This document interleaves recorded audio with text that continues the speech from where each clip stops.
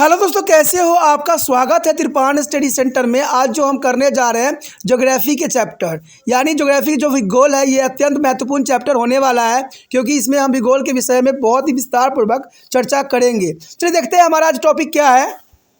6th question is the most important here. The Indian landmarks show a great physical contrast. Explain this statement. There is an important question. There is a very simple question here. The Indian landmarks show a great physical contrast. Explain this statement. The answer here: India as a landmarks has a great contrast as the Peninsula Plateaus in the south in a very all is a land masses. There is a all land masses is a year here 65 millions year.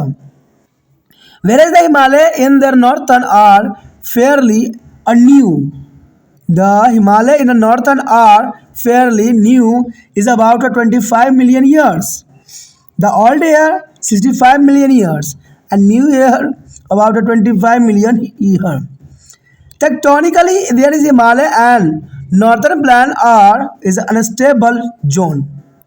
Is important here.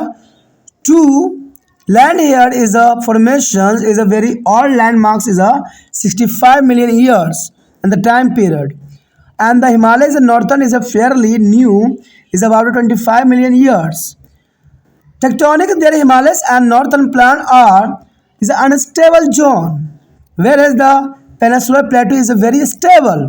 Over million of year weathering force have made the contrast a sharp.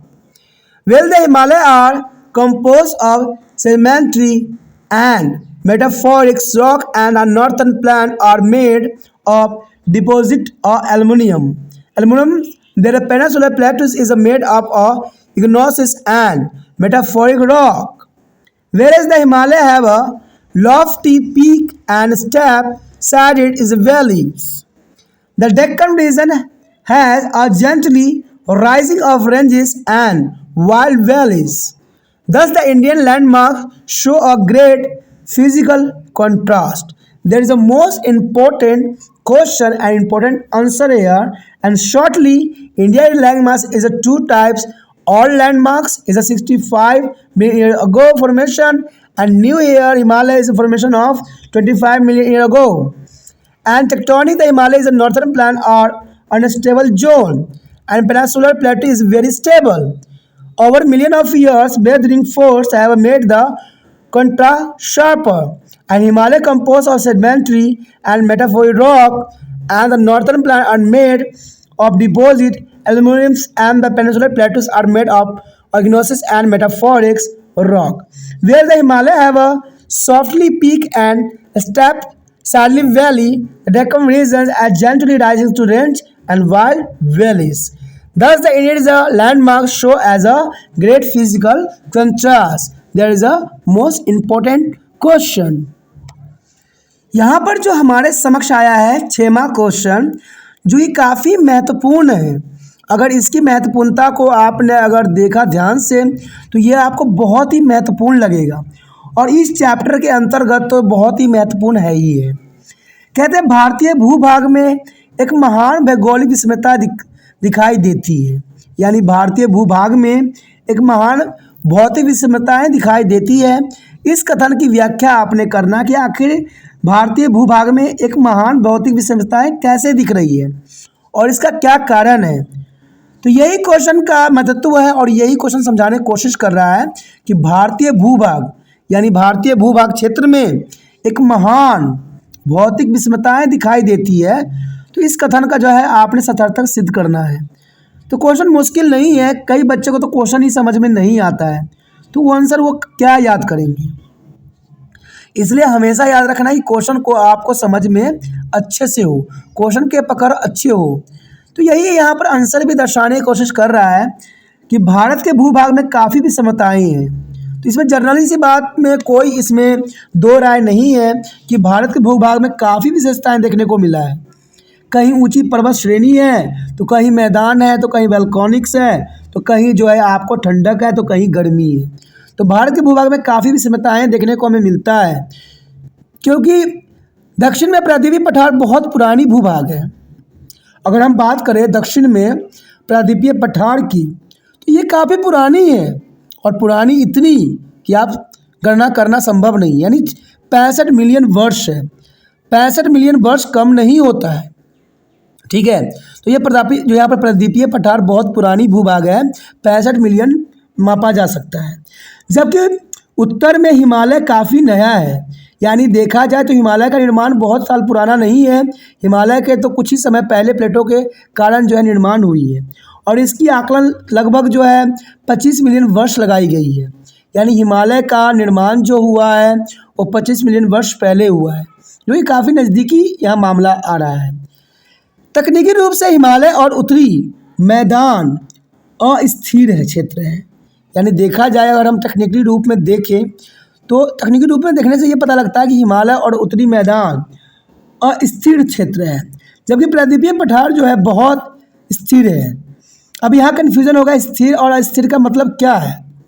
देखिए, अस्थिर जो continuous से करते रहते हैं उसे अस्थिर कहते हैं, और स्थिर जिसका निर्माण ही नहीं होता है।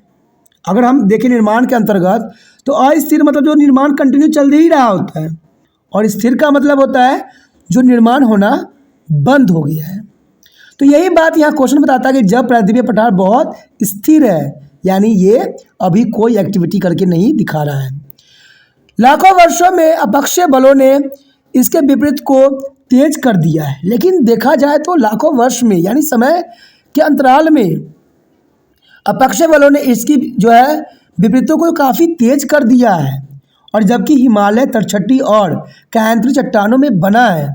अगर हिमालय की बात करें हम, तो हिमालय का निर्माण जो है तटछटी और कायांतरी चट्टानों के कारण ही हुआ है। तो ये चट्टानें इसके हिमालय के निर्माण के लिए उत्तरदायी हैं, और उत्तरी मैदान निक्षेपित जदोल से बना हुआ है, और प्रायद्वीपीय पठार अग्नेय और रूपांतरित चट्टानों से बना हुआ है।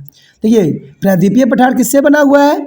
अग्नेय और रूपांतरित चट्टानों से बना हुआ है, जो कि काफ़ी महत्वपूर्ण बात है।